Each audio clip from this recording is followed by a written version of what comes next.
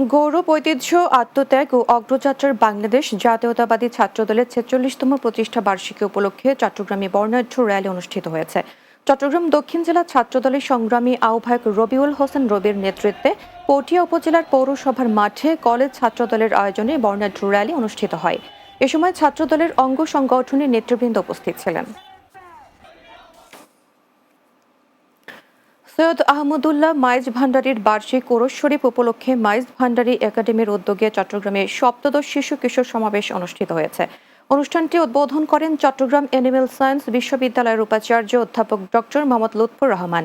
শিশু কিশোর সমাবেশের প্রধান সমন্বয়ক এইচ.এম. রাশেদ খানের সভাপতিত্বে এতে বক্তব্য রাখেন শাহেন শাহ সৈয়দ জিয়াউল হক মাইজ ভান্ডারী ট্রাস্টের সচিব অধ্যাপক AYMD জাফর, উপদেষ্টা অধ্যাপক ডক্টর মোহাম্মদ জসিম উদ্দিন, চট্টগ্রাম বিশ্ববিদ্যালয়ের শিক্ষক ডক্টর মোহাম্মদ হেলাল উদ্দিন সহ অন্যরা।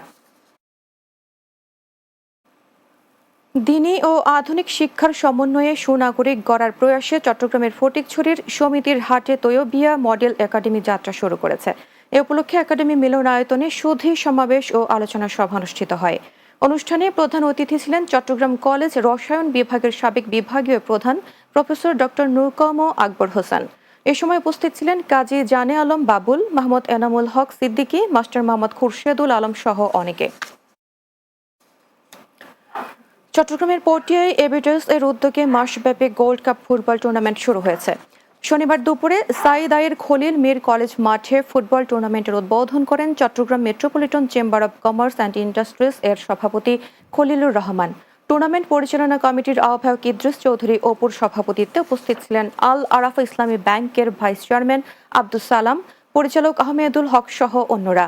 উদ্বোধনী ম্যাচে অংশ নেয় কর্ণফুলী কালারফুল ক্রীড়া সংস্থা বনাম চকবাজার স্পোর্টিং ক্লাব।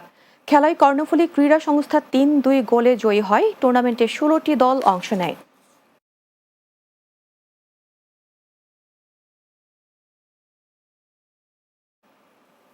শেষ করব দিনের বাংলা, যাবার আগে শিরোনামগুলো আর একবার। শীতকে উপেক্ষা করে ছুটির দিনে ঢাকা আন্তর্জাতিক বাণিজ্য মেলায় বাড়ছে